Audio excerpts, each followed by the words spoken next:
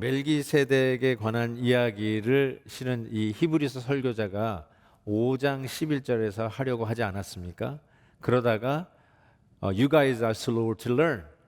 듣는 일이 더디고 게으른 너희들의 신앙의 영적 유아기적인 상태를 보았을 때 도저히 못하겠다 하고 뛰어넘었습니다. 그리고 나서는 우리가 아브라함의 인내를 배울 것이며, 그리고 이 거짓 짝퉁 성도들이 경험할 수 있는, 회개하기가 불가능한 그런 영적 경험을 얘기하면서 경고를 한 후에 다시 이 멜기세덱의 이야기로 이 설교자가 돌아옵니다. 이걸 해야만 했던 설교였던 것인데 왜 이 설교를 다시 이 히브리서 설교자가 해야만 했는지 상당히 궁금합니다. 제가 답을 드리자면은 멜기세덱은 원형 예수 그리스도를 본받는 모형이기 때문에 반드시 프레젠테이션이 되어야만 해야 하는 인물이었음을 이야기를 합니다. 이 모형론이라고 타이폴로지라고 이야기할 수 있는데요. 구약 성경은 모형론, 타이폴로지로 가득 차 있다라고 해도 틀리지 않습니다. 그 모형론이라는 게 뭐냐면 원형 대신 예수 그리스도를 바라다보고 그 원형을 본받는 그림자의 역할을 하는 것이 모형입니다. 그래서 그 모형을 통해서 원형 되시는 예수 그리스도 안에서 완성될 것을 바라다보게 하고, 원형 되신 예수님을 의지하게 하고, 그 안에서 성취될 것을 보고, 오늘 모형이지만 이 모형을 통해서 예수님을 믿고 바라보게 하는 역할을 하는 게 모형입니다.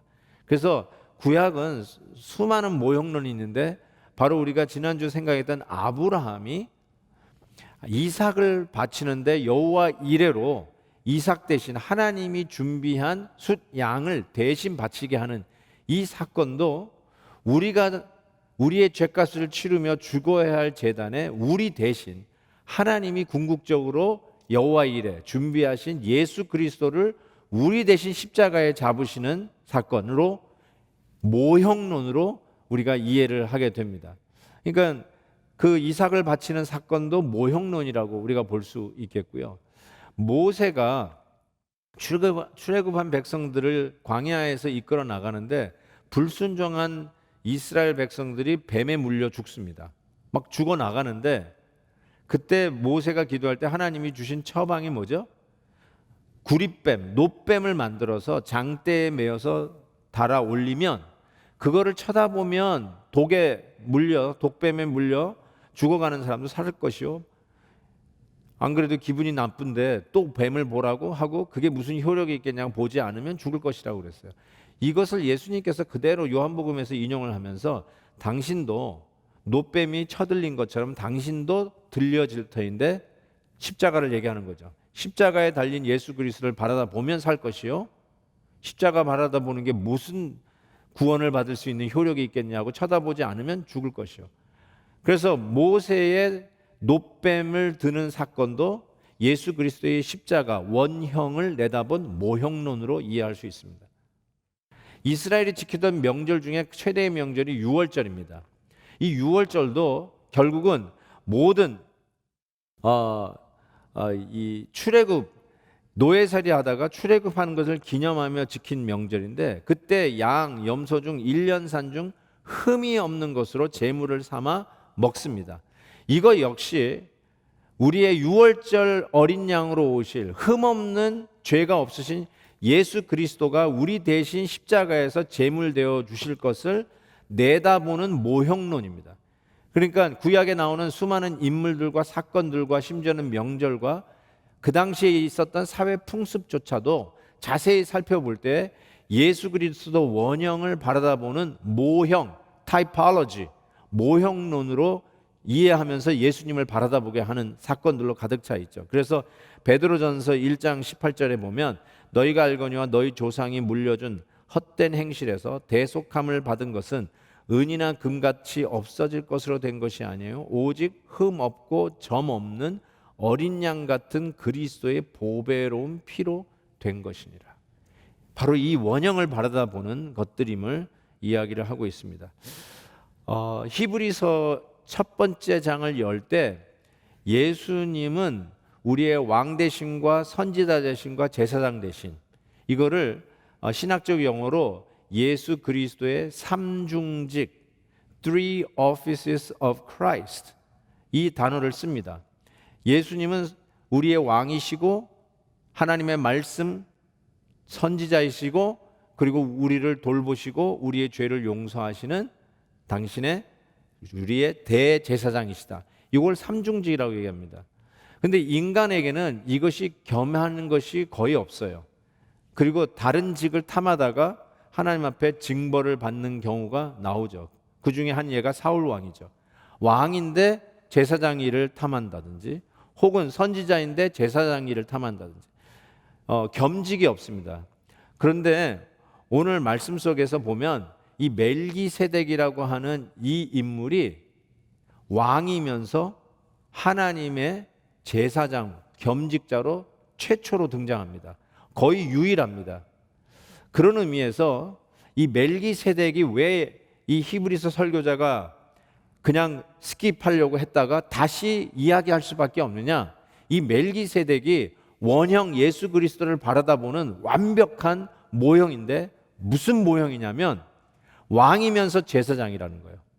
그런 의미에서 예수님이 우리의 대제사장 되심을 나타내는 완벽한 모형으로 멜기세덱이 소개될 수밖에 없는데, 아직 그 수준에 이르지 못한 이 히브리서 성도들에게 잠시 아브라함의 예와 짝퉁 성도들이 경험하는 영적 체험을 이야기하면서 예수 그리스도를 바라다 봐야 되고, 그분을 붙들어야 되고, 그분을 우리를 휘장 가운데로 인도하실 대제사장임을 다시 한번 설명하면서 완벽한 모형으로 멜기세덱을 다시 이야기를 하고 있는 것이죠. 오늘 말씀에 1절에 이와 같이 멜기세덱을 소개합니다. 멜기세덱은 살렘 왕이요, 지극히 높으신 하나님의 제사장이다, 이렇게 이야기합니다. 그렇죠? 왕이면서 지극히 높으신 Most High Priest, 하나님의 제사장이다, 이렇게 이야기하고 있습니다. 근데 그 멜기세덱이 누구냐? 여러 왕을 쳐서 죽이고 돌아오는 아브라함을 만나 복을 빈 자가 멜기세덱이고, 또 아브라함이 모든 것의 10분의 1을 그에게, 멜기세덱에게 나누어 주었다고 이야기합니다. 그러면서 그의 이름이 의의 왕이요, 또한 살렘 왕이다. 살렘 왕의 뜻은 평강의 왕이다 라고 하는 이야기로 멜기세덱을 소개하고 있습니다. 자, 여러분, 멜기세덱이 누구냐? 왕이면서 제사장인데, 아브라함이 여러 왕을 쳐서 죽이고 돌아올 때 그에게 복을 빈 자가 멜기세덱이다. 그리고 아브라함은 그 복을 받으면서 멜기세덱에게 10의 1조를 드렸다라고 이야기합니다. 이 사건이 최초로 등장하는 구약의 내용이 창세기 14장에 나옵니다. 창세기 14장이 처음으로 멜기세덱의 이야기를 기록한 곳이라고 할 수 있습니다. 거기에 보면 이 아브라함이 여러 왕을 치고 돌아오는 사건의 배경이 잘 설명이 되어 있습니다. 여러분도 알다시피 아브라함의 가족과 롯, 아브라함의 조카입니다. 롯의 가족이 부흥을 하죠. 융숭해지니까 서로 살 지역을 나누어 갔습니다. 그래서 아브라함이 롯에게 네가 우하면 내가 좌하고 네가 좌하면 내가 우하겠다. 네가 먼저 살 지역을 고르라 했을 때 롯이 이렇게 내다보니까 소돔과 고모라 그 지역이 너무나도 비옥하고 좋은 거예요. 그래서 자기는 소돔과 고모라 지역을 택합니다. 그래서 롯은 소돔과 고모라 지역에서 터를 잡고 살게 되지요. 그런데 이 당시 왕이라고 얘기했지만 우리가 뭐 큰 제국의 왕이 아니라 부족 왕 정도로 생각하시면 맞을 것 같습니다. 그 팔레스타인 지역, 지금의 그 팔레스타인 지역에 북쪽에 위치한 연합군이 있었어요. 그 중에 가장 힘이 센 왕이 엘람 지역의 왕 그돌라오메였어요. 그래서 다른 네 왕과 더불어 연합군을 이루고 있었는데, 남쪽 소돔과 고모라 쪽 남쪽에는 5 부족 왕이 연맹을 맺고 있었어요. 근데 이 두 연맹 군들이 싸우기 시작하는데 이 엘람 왕 그돌라오메가 힘이 강했어요. 그래서 아래쪽 왕들을 다 치고 소돔과 고모라까지 멸망시킨 후에 그곳에 살고 있는 아브라함의 조카 롯을 체포해서 데려갑니다. 이 이야기를 들은 아브라함이 자기 조카를 데리고 갔다라고 하는 얘기를 듣고는 자기 집에서 키우고 훈련받은 정예 부대 318명을 데리고 아브라함의 조카 롯을 구출하는 작전을 벌이고 그 연맹국가 왕들을 다 죽이고 자기 조카를 구출해서 내려오는 길에 예루살렘 지역이었다고 생각하는데 그때 이 살렘 왕 멜기세덱이 나와서 그를 축복하는 거예요. 그 축복을 받으면서 아브라함이 멜기세덱에게 10의 1조를 드리는 이 내용이 창세기 14장에 나오는데 오늘 이 히브리서 설교자가 그걸 픽업을 하는 것이죠. 멜기세덱이라는 인물을 픽업하는데 오늘 본문 보니까 그 멜기세덱을 이와 같이 설명하면서 아주 해석하기가 난해한 구절이 3절에 등장합니다. 3절 한번 보세요. 아버지도 없고 어머니도 없고 족보도 없고 시작한 날도 없고 생명의 끝도 없다 라고 하면서 멜기세덱을 소개하고 있습니다. 이거를 영어로 표현하면 He's from out of nowhere. 정말 out of nowhere 그냥 턱 하늘에서 뚝 떨어진 인물이 멜기세덱이에요. 얼마나 out of nowhere냐? 아버지가 누군지도 모르고, 없다라기보다는 모르고가 더 맞는 표현 같아요.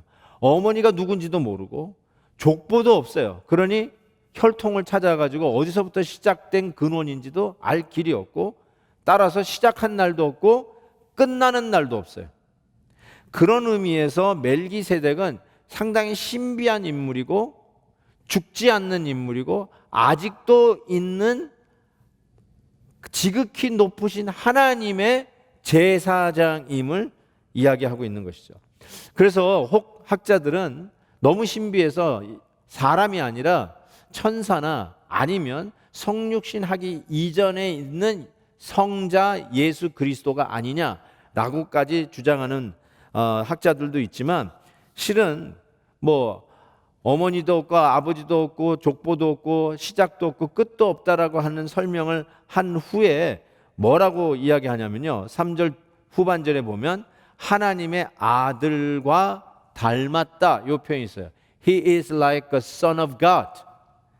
만약에 하나님이었다면 이 히브리서 설교자는 그는 아버지 없고 어머니 없고 족보도 없고 시작도 없고 생명의 끝도 없는 하나님의 아들이었다 이렇게 얘기하지. He is like the son of God. 하나님의 아들을 닮은 자 같다. 그렇게는 표현하지 않았을 거라는 것입니다.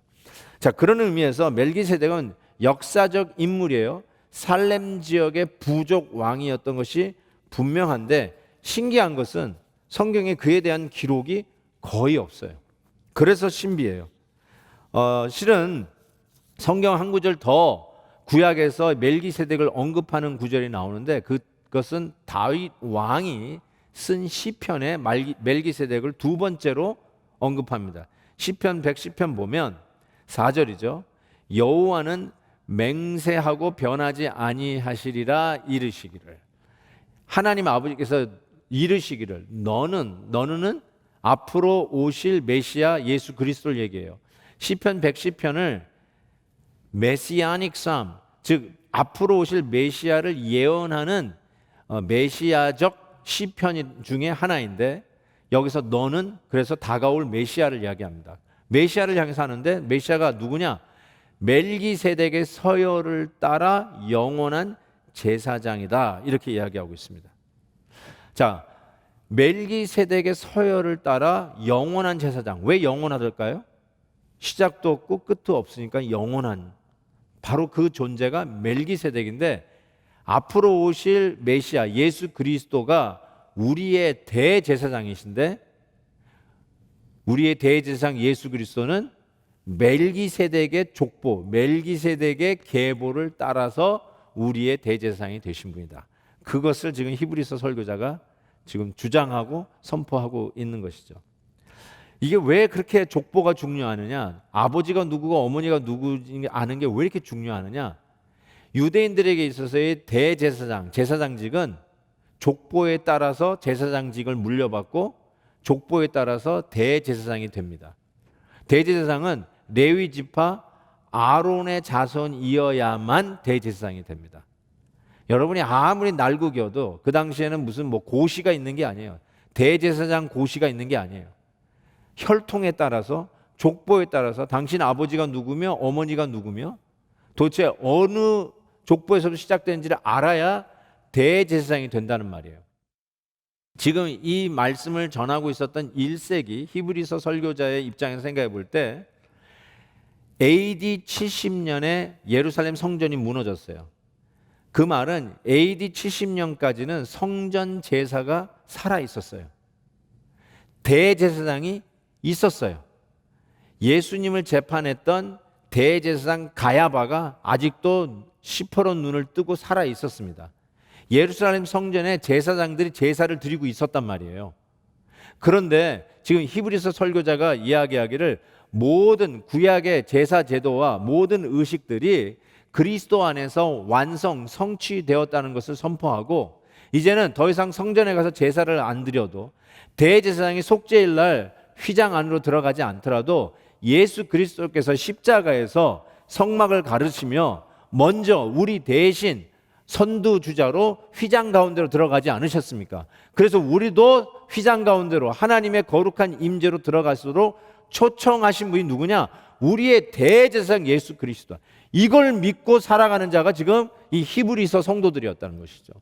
근데 이 히브리서 성도들이 무슨 유혹을 받았어요? 다시 유대교로 돌아가려고 하는 거예요. 다시 성전 제도 시스템으로 돌아가려고 하는 그 유혹이 있었단 말이죠. 복음을 떠나서 예수 그리스도의 교회를 떠나서 다시 옛날로 돌아가고 배교의 위협이 있는 바로 그 상황 속에서 히브리서 설교자가 힘주어 얘기하기를 우리의 대제사장은 족보를 따진 인간의 족보를 따진 우리가 보는 그 대제사장, 그 제사장들이 아니라 신비한 존재지만 성경에 분명하게 지극히 높으신 하나님이 선택한 제사장, 왕이면서도 제사장이었던 멜기세덱의 족보를 따른 예수 그리스도가 우리의 대제사장인 것을 말씀하고 있는 것이죠. 바벨론 포로로 잡혀갔던 이스라엘 백성들이 다시 조국에 돌아왔을 때 그들이 제일 먼저 하려고 했던 게 뭐였을까요?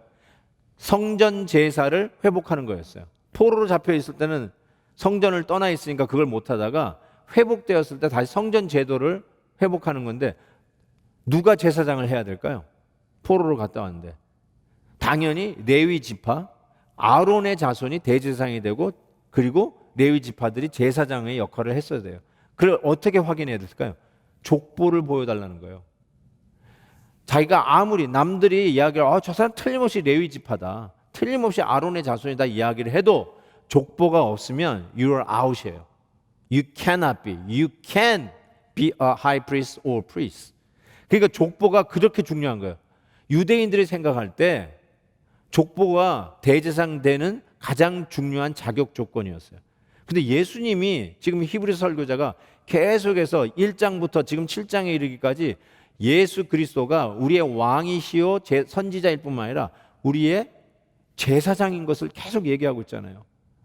긍휼이 많으시고 동정심이 많으시고 우리의 아픔을 친히 체험하시고 우리의 죄를 용서하여 주실 뿐만 아니라 그를 바라다보는 자에게, 그래서 그 예수님을 바라다보면서 이 어려움을 뚫고 나갈 것이며 우리의 아픔을 해결하고 우리의 치부를 도려내시고 양날선 그 예리한 검으로 우리를 따뜻한 수술대에 눕혀서 수술받게 하시고 회복시켜 주시는 바로 그 주 예수 그리스도를 우리가 바라다보면서 그 대제사장들 예수님 보고 나갈 것을 이야기하는데 유대인들의 생각에는 지금 멀쩡히 살아있는 대제사장이 있잖아요. 예루살렘에. 지금도 제사를 지내고 있는 제사장들이 예루살렘 성전에 있잖아요. 그런데 보이지 않는 그 예수님이 우리의 대제사장인데 Where is his 족보? Show me your ID 할 수 있는데 지금 멜기세덱을 뭐라고 얘기하는 거예요? 그 족보가 멜기세덱의 반차, 멜기세덱의 계보를 따른 분이 바로 우리 주 예수 그리스도, 우리의 대제사장이라고 말씀하고 있는 것이죠. 저는 이 멜기세덱에 대한 기록을 여러분이 한번 인터넷으로 찾아보셔도 구약에 딱 두 군데 나옵니다. 그것을 이 히브리서 설교자가 찍어낸 거예요. 창세기 14장 아브라함이 멜기세덱을 만나는 장면. 그리고 두 번째가 다윗이 시편 110편에서 바로 앞으로 오실 메시아는 멜기세덱의 반차를 따른 영원한 제사장이라고 딱 두 군데 나와요. 아브라함은 BC 2000년 전 사람이에요. 다윗은요, BC 1000년 전 사람이에요. 첫 번째 언급과 두 번째 언급이 구약에 나오는데 그 사이에 1000년의 갭이 있어요. 다윗 왕 이후 1000년이 지난 1세기에 히브리서 설교자가 드디어 멜기세덱 이야기를 세 번째로 얘기하는 거예요. 이것이 성경에 나와 있는 멜기세덱의 전부입니다. 멜기세덱이 다른 데 나오지 않아요. 나중에 외경에 멜기세덱의 얘기가 나오긴 하는데 성경에는 멜기세덱 얘기가 딱 세 군데 나와요. 창세기, 시편, 그리고 히브리서입니다. 그러니까 멜기세덱에 대한 이 관찰과 그리고 거기에 대한 통찰력은 이 히브리서 설교자가 발견하지 않았으면 어쩌면 멜기세덱은 영원히 묻힐 존재일지도 몰라요. 아직도 신학자들이 이 멜기세덱은 도대체 누구냐? Out of nowhere.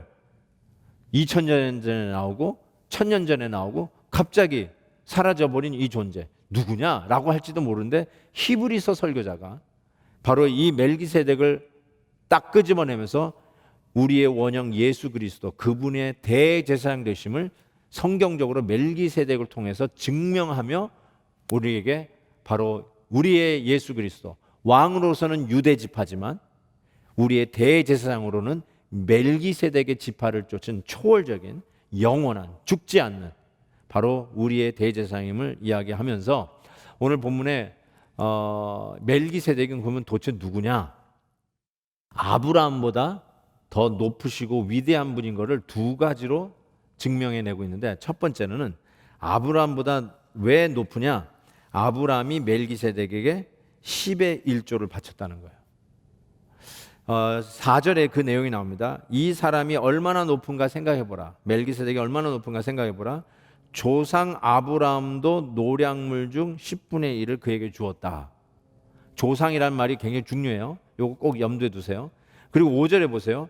레위의 아들들 가운데 제사장의 직분을 받은 자들은 율법을 따라 아브라함의 허리에서 난 자라도 자기 형제인 백성에게서 10분의 1을 취하라는 명령을 받았으나 즉 성도들로부터 10의 1조를 받는 그 수혜자 받는 그 수치자가 누구냐면 레위 지파 제사장들이에요. 제사장들은 성도들이 내는 10의 1조로 살아가는 자들이에요. 그렇지만 그러면서 무슨 얘기를 하냐면 9절 보세요. 10분의 1을 받은 레위도 아브라함으로 말미암아 10분의 1을 멜기세덱에게 바쳤다고 할 수 있나니 이는 멜기세덱이 아브라함을 만날 때 레위는 이미 자기 조상 아브라함이죠.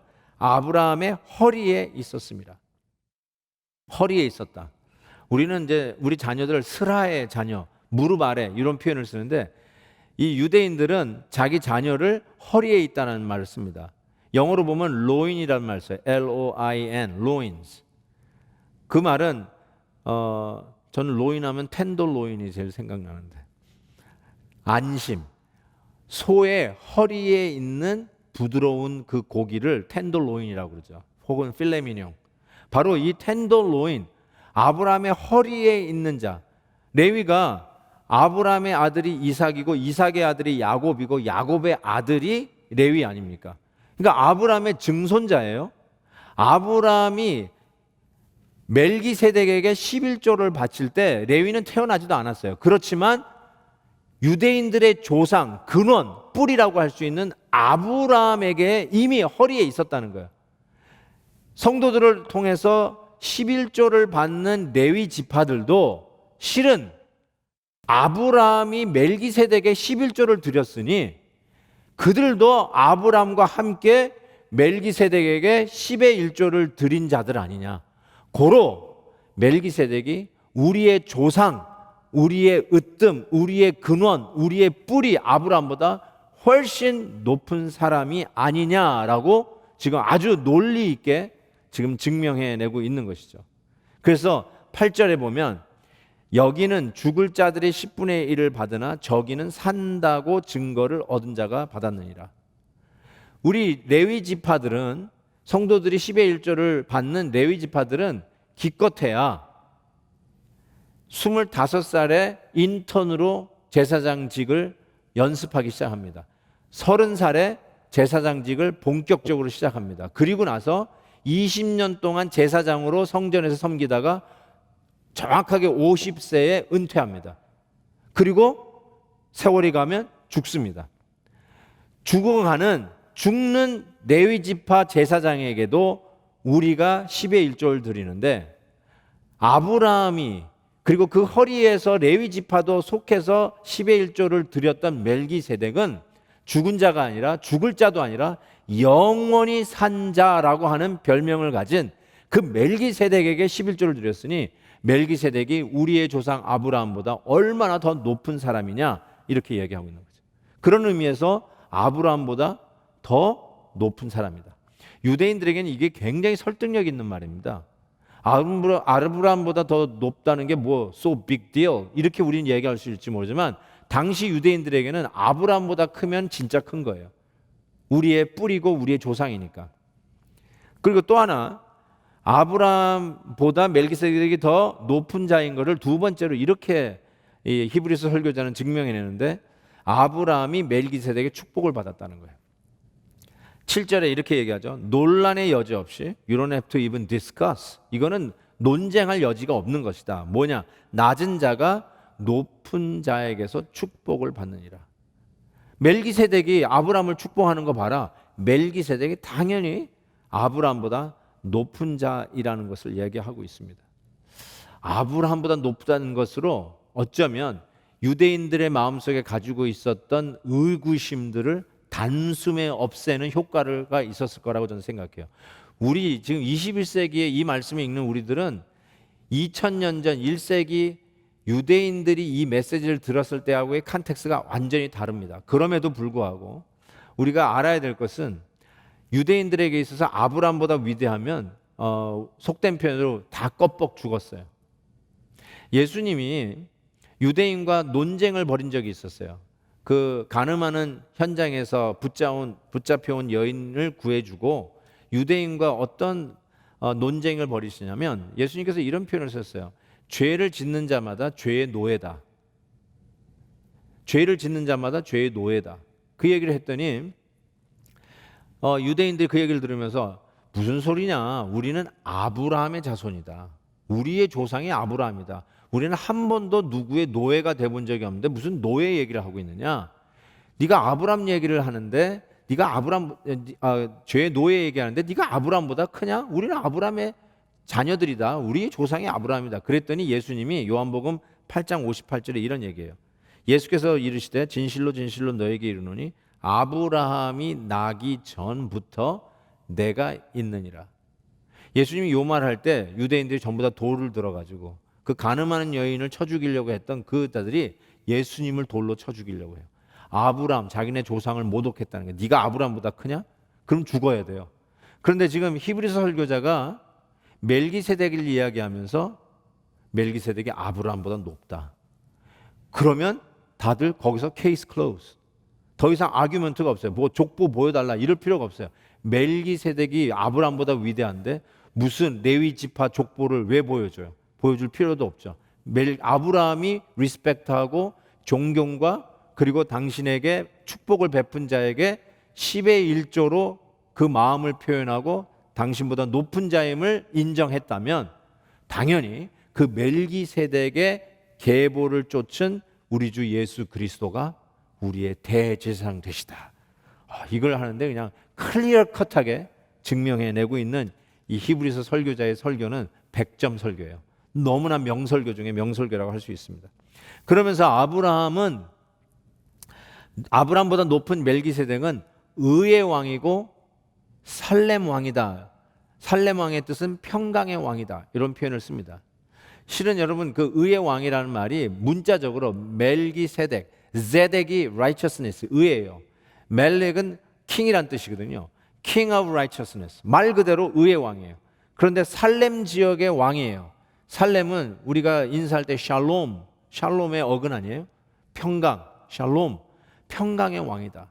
그러니까 예수 그리스도를 원형으로 본딴 모형이 되는 멜기세덱은 의의 왕임과 동시에 평강의 왕이라고 얘기했는데 정확하게 예수 그리스도에게 붙여진 타이틀 아닙니까?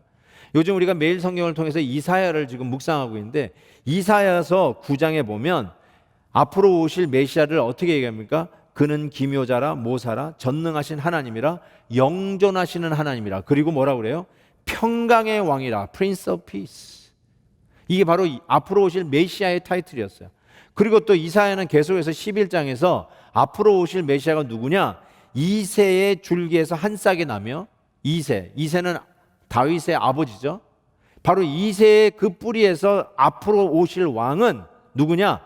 공의로 가난한 자를 심판하고 공의로 그의 허리띠를 삼는 공의로 통치할 왕이심을 이야기하면서 그는 의의 왕이다라고 얘기하고 있죠. 멜기세덱은 정말로 의의 왕이며 평강의 왕 되시는 예수 그리스도의 원형을 그림자로 보여주는 모형 멜기세덱 왕인 것을 확실하게 보여줍니다. 시편 85편에 이런 표현이 있어요. 인애와 진리가 같이 만나고 의와 화평이 서로 입맞추었다.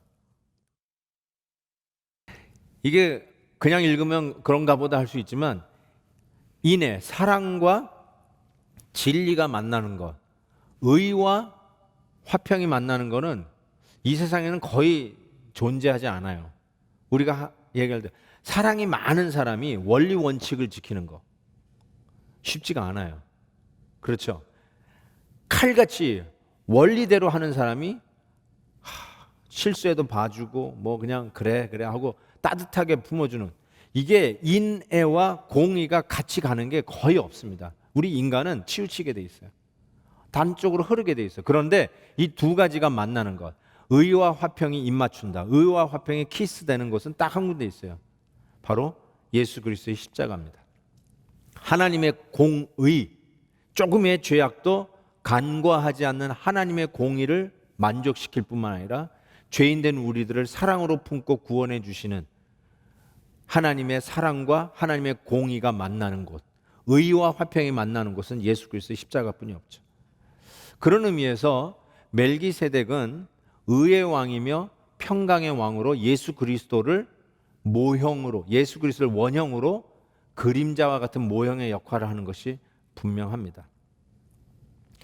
이것이 1세기 교회를 떠나려고 하는 유혹, 예수 그리스도의 복음 안에서 만족하면서 예수 그리스도가 나의 왕이시오 선지자시오 뿐만 아니라 대제사장님을 믿고 나아가던 초대교회 성도들에게 배교의 유혹이 있고 다시 유대교로 돌아가려고 하는 자들에게 도대체 이 메시지가 어떤 의미로, 어떤 능력으로 다가갔을까요? 그리고 이 메시지가 오늘 21세기를 사는 우리에게는 어떤 의미일까라는 생각을 해보게 됩니다. 성전 제사 제도에 익숙했던 유대인들이에요. 그 말은 무엇이냐면 성전에 가가지고 예배를 드리는 거예요. 자기가 제물을 가지고 갑니다. 그것이 그 안에서 목베임을 당하고 피를 내고 제사장들이 그걸 돌보고 또 속죄일 날에는 에봇이라고 하는 화려한 대제사장 옷을 입고 나를 대신해서 지성소에 들어가는 제사장을 보고 그 제사를 마치고 나오는 대제사장을 보면서 내 죄가 용서받았다고 하는 눈에 보이고 확실하게 손에 잡히는 증거를 얻고 또 한 해를 살아가려고 하는 힘을 얻습니다. 그것이 바로 원형을 본 모형으로 살아가는 모습이거든요. 그런데 이미 예수 그리스도가 원형이 오셨어요. 예수 안에서 만족하고 예수 안에서 모든 것이 성취되었기에 더 이상 성전에 가가지고 제물을 잡을 필요가 없어요. 왜요? 예수님이 우리의 제물이 되셨으니까. 다시 제사장들이 지성소에 들어갈 필요가 없어요. 왜요? 예수님이 우리를 대신해서 선두주자 되어 휘장 안으로 들어가셨으니까. 그리고 우리도 담대하게 하나님의 거룩한 임재에 들어가도록 초대를 받은 자들이니까 다른 시스템이나 눈에 보이고 만지는 제도가 필요 없는 것이죠. 그러고 살다가 예수 믿는 게 흠이 되고 핍박이 되고 소외되고 자기의 직장도 잃게 되고, 그래서 모이는 것이 겁나고 교회를 떠나고, 이럴 바엔 다시 유대교로 돌아가자. 뭐 보이는 게 있어야 좀 뭐 보고 쫓아가지, 뭐 만지는 게 있어야 좀 이렇게 스릴이 있고 실감 나지. 이거 뭐 예수님 부활하셨고 승천하셔가지고 이제 다시 오실 날을 기다려야 된다고 그러는데 보이는 게 없잖아요. 그러니까 당연히 앞에서 멋있는 옷 입고 에봇 입고 제사장들이 앞에서 나 대신에 움직이는 이런 보이는 모습, 만지는 모습, 그 시스템, 거기다가 제물을 하면서 피를 내잖아요. 나는 그 안에서 그 피 냄새도 그들이 그리워할 냄새가 아니었을까? 죄가 씻겨나가는 냄새 아니겠어요? 나 대신에 들어가는 제물을 보면서 이런 거야. 보고 만지고 느끼고 심지어 냄새까지도 그게 그리워졌을 거예요. 아무것도 보이지 않는 상황 속에서 좀 보고 싶고 만지고 싶고 냄새 맡고 싶고 그 현장에 있고 싶고 나를 위해서 구체적으로 일하고 있는 대제사장이 움직이는 모습, 화려하게 입은 에봇, 로브를 입고 있는 그 제사장을 보고 싶은 거예요. 그래야 실질적으로 내 믿음이 구체적으로 살아있는구나 확인할 수 있을 거 아니에요. 그런데 확인할 수 없는 상황 속에서 다시 유대교로 돌아가려고 하는 유혹들이 그들에게 있었다는 거예요. 우리들은 어떨까요? 지금 21세기 우리 코로나 숲을 뚫고 가는 우리들은 어떨까요? 우리들도 비슷한 유혹이 있다고 저는 생각해요. 현장에서 드리는 예배, 안 그래도 은혜로운 우리 베델교회 예배, 이 안에 들어왔을 때 느끼는 그 공기의 흐름, 함께 성도들이 찬양하는 그 웅장한 찬양 소리, 필요하면은 목사님 혹은 장로님에게 기도 부탁을 하고 같이 손 붙잡고 기도할 수 있는 성도들의 펠로십, 그리고 같이 말씀을 나눌 수 있는 셀 목자님과 셀 모임들의 그 모임들을 생각해 보면 눈에 보이고 만지고 느껴지고, 그리고 정말 따뜻하게 다가오는 그 하나님의 사랑을 실질적으로 체험할 수 있는 그 현장에 대한 그리움이 있는데, 이 모든 것이 다 문이 닫혀버렸어요. 모든 것이 샷다운 될 수 있어요. 우리가 온라인으로 그래도 예배를 소위 본다, 예배 드리는 것보다는 볼 수 있을지 모르지만 실은 이것도 이 현장에 와서 드리는 예배하고는 감이 다를걸요. 이게 예배 드린 건지 아닌지, 그래도 예배당에 나올 때 옷이라도 제대로 입고 나오고, 그리고 예배의 어떤 그 분위기 속에서 느껴지는 예배 드린 것 같다라고 하는 느낌이 상당히 그리울 거예요. 그런데 온라인 예배가 계속 지속되면서 이게 과연 예배인가? 예배 드린 것 같기도 하고 아닌 것 같기도 하고, 뭐 헌금 시간에 헌금 이걸 낸 것도 아니고 안 드린 것도 아니고, 이 온라인으로 하는 헌금이 이게 헌금인가? 이런 생각도 들고 말이죠. 눈에 보이지 않아요. 그런데 오늘 이런 상황 속에서 좀 만지고 싶고 보고 싶고 느끼고 싶고 냄새 맡고 싶고 이런 유혹들이 우리에게 틀림없이 있을 것인데, 이런 코로나 상황 속에서 어쩌면 보이지 않는 그 주님, 우리의 대제사장 주님을 보는 것보다 더 확실하게 보고, 만져지지 않는 그 주님을 내가 만지는 것보다 더 확실하게 만지고 더 확실하게 믿고 나아가는 믿음이 정말 믿음이니까 확인하는 기회로 그 예수님 붙들고 가라는 것이죠. 만지고 보고 하는 것에 속지 말고 정말 우리의 대제사장 대신 예수 그리스도를 보고 가자는 것이죠. 실은 우리 앞에 보이는 것들이 우리를 속일 때가 얼마나 많이 있습니까? 제사장들이 얼마나 많이 타락했는데요. 그 시스템 안에서 얼마나 많이 못된 짓들을 했는데요. 하나님 앞에 드려져야 할 제물을 자기네들이 좋은 거 미리 잘라가지고 태우기 전에 자기네들이 먼저 뒤로 챙기는 일들이 얼마나 많았는데요. 그리고 이 당시에 가야바 대제사장이 제대로 된 대제사장입니까? 정치와 야합해서 말 그대로 원칙대로 레위 지파 아론의 자손이 돼야 될 거 아닙니까? 근데 그것도 못 지키는 거죠. 정치와 야합한 사람이 그 자리를 차지하고, 정치와 야합한 사람들이 그런 특혜를 누리는 타락한 제도가 대제사장, 이 성전 제사 시스템 아니었을까요? 사람이 우리에게 보이고 만져지는 거지만 그것으로 인해서 더 실망하고 타락한 모습 속에서 오히려 하나님을 못 보고 가리게 하는 일들이 얼마나 많이 있습니까?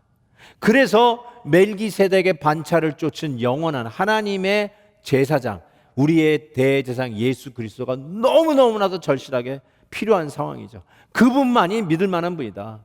보이지 않지만 우리 앞에 보여서 오히려 방해되고 그 길을 막는 타락한 제사 제도보다, 타락한 제사장보다 보이지 아니하는 멜기세덱 영원한 반차를 쫓은 우리의 대제사장 예수 그리스도가 보이는 제사장보다, 보이는 대제사장보다 더 확실하고 만져지는 성전보다 더 확실한 우리의 하나님 되심을 지금 히브리서 설교자는 선포하고 있는 것입니다. 정말 하나님 앞에 가는 길에 보이는 것들이 방해할 때가 얼마나 많이 있어요. 타락한 인간들, 여러분도 하나님을 예배하는 그 예배가 언제 방해받을 때가 있습니까? 못마땅한 사람 때문에 아닙니까? 내 양에 차지 않는 그 누구 때문에 하나님을 예배하는 게 방해받지 않습니까? 그리고 오히려 상처받아서 아예 하나님을 예배를 하지 않는 자들도 여러분이 아는 분이 있지 않을까요? 나 교회 다시는 나가지를 않아. 교회라는 시스템이 망가져 있기 때문에 나는 믿지 않아. 나 혼자 그냥 하나님 믿을래. 그러면서 교회도 안 다니고 정말 신앙생활 하는지 안 하는지 모르는 그런 분들도 우리가 종종 만나지 않습니까? 어차피 우리 인간들은요, 죄악에 빠져서 많은 사람들에게 걸림돌이 되는 존재가 되지 않을까, 이런 생각도 해보게 됩니다. 우리 막내딸이 어제 그 사랑니 4개를 다 뽑았어요. 그래가지고 지금 아주 그냥 고통 중에 있는데, 제가 20대 초반에 사랑니를 다 뽑았어요. 그때 결혼하기 전인데요. 아주 죽는 줄 알았습니다. 너무너무 힘들어가지고. 근데 뭐 제 치열이 별로 좋지 않아요. 그 이유가 옛날에는 치열이 아주 골았어요. 믿거나 말거나 너무 예뻤는데 제 사랑니가 밑에서 이렇게 위로 오르든지 위에서 아래로 이렇게 정확하게 내려오면 좋은데 뒤에서 이 어금니들을 밀면서 나왔어요. 근데 이게 밑에 숨어 있으니까 잘 몰랐거든요. 그래서 제가 치열이 좀 망가졌는데, 그래가지고 어금니도 상하고 굉장히 고생을 했어요. 그래서 그 어금니를 뽑는데 오럴 서전한테 갔어요. 그래가지고 그 사랑니를 막 스플릿 해가지고 정말 여러 시간 걸려가지고 그걸 뽑아내고 아주 고생을 많이 했습니다. 그런데 우리 막내가 사진을 찍어보니까 누워서 뒤에서 앞으로 나오는 거야, 사랑니가. 그러면서 이거 아빠 때문이라고. 물려받을 게 없어서 유전적으로 사랑니 나오는 것도 아버지에게 물려받았어요. 그래서 제가 특별히 그 수술 받으러 가는 우리 딸한테 기도해 주면서 blame me, 아프면 아빠를 욕해라. 너 아빠 때문에 이 일 당하는 거야. 그렇게 하면서 제가 우리 딸 기도하고 가서 이 수술을 하고 이를 다 뽑고 왔는데요. 사랑하는 성도 여러분, 우리는요, 아버지가 딸에게 좋은 거 주고 싶잖아요. 뭐 사랑니가 누워 나오는 그런 걸 물려주고 싶은 아버지가 어디 있겠어요. 그런데 보니까 우리 딸이요, 어떻게 그거를 담죠? 이게 죄악의 DNA가 우리가 물려주고 싶지 않아도 물려지는 게 이것뿐이 안 돼요. 제사장은요, 인간 제사장은 아무리 원칙을 지켜도요, 물려지는 게 죄뿐이 없어요. 그래서 원형이 와야만 우리는 구원받을 수 있어요. 모형 가지고는 안 돼요. 흉내는 낼 수 있을지 모르지만 원형이 와야 돼요. 지금 오늘 말씀이 바로 우리 주 예수 그리스도 원형이 오셨어요. 죄가 없으신 분이 오셨어요. 그래서 우리를 위해서 완벽하게 제사장의 역할, 대제사장의 역할, 큰 대제사장의 역할, 우리의 죄를 대신 담당하실 뿐만 아니라 완벽하게 우리를 하나님 앞에 거룩한 하나님의 백성으로 프레젠테이션하고 죄인들이 거룩한 하나님의 지성소로 휘장을 가르고 들어가도록 초청해 내실 수 있는 완벽한 대제사장 우리 주 예수 그리스도가 절실히 필요하다는 것을 말씀하고 있어요. 필라델피아에 가시면 제10장로의 교회 The 10th Presbyterian Church라고 아주 역사적으로 유명한 교회가 있습니다. 그 교회에 바은하우스 목사님이 계셨어요. 옛날에요. 1930년에서 1960년까지 섬겼던 아주 유명한 목사님이 계세요. 바른하우스. 직역하면 헛간. 그 바른하우스 목사님이 계셨는데 이 목사님이 불란서에서 목회를 잠시 하신 적이 있어요.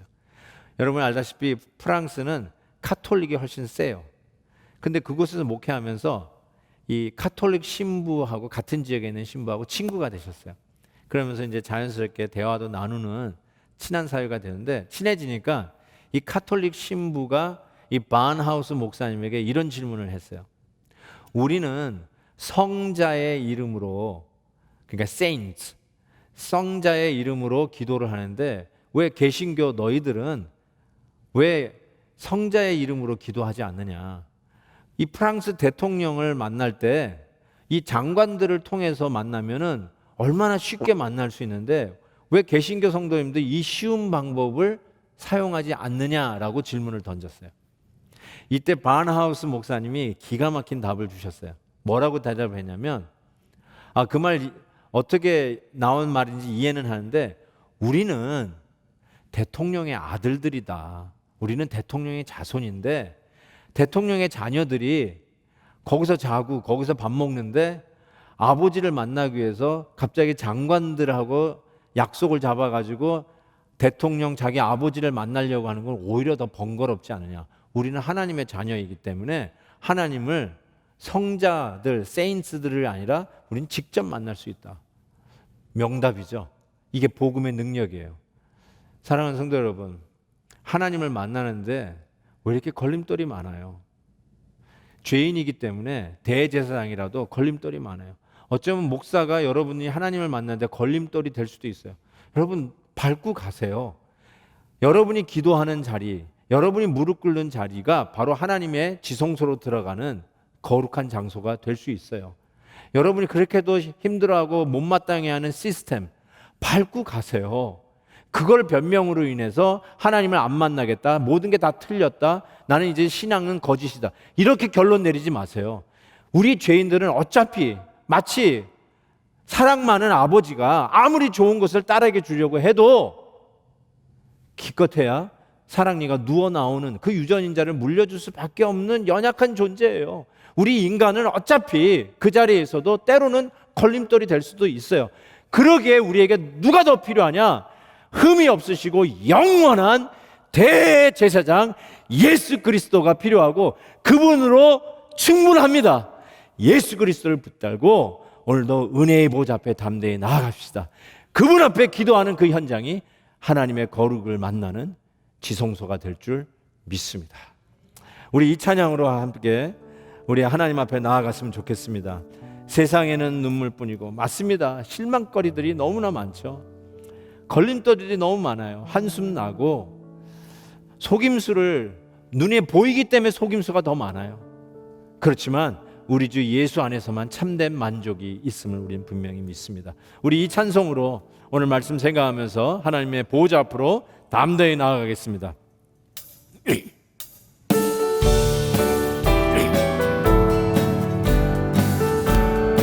세상에는 눈물뿐이고 세상에는 눈물뿐이고 고통만 닥쳐와도 내 심령은 예수님으로 기쁜 찬송 부르네. 나는 예수님으로서 참 만족을 느끼네. 세상 영광 다 준대도 주님과 못 바꾸네. 한숨 쉬는 불행 이변에 기쁜 찬송 부르리. 괴로움을 주던 환경이 천국으로 변했네. 아멘. 나는 예수님으로서 참 만족을 느끼네. 세상 영광 다 준대도 주님과 못 바꾸네. 금은 모아 다 준다 해도 예수님만 못하며 아멘. 명예 지위 훌륭한데도 예림만은 못하다. 나는 예수님으로서 참 만족을 느끼네. 세상 영광 가진데도 주님과 못 바꾸네. 속지 마라 속지 마라 세상 허영에 마음 뺏기지 마라. 세상 것은 일장의 춘몽 물거품과 같도다. 나는 예수님으로서 참 만족을 느끼네. 세상 영광 다 준대도 주님과 못 바꾸네.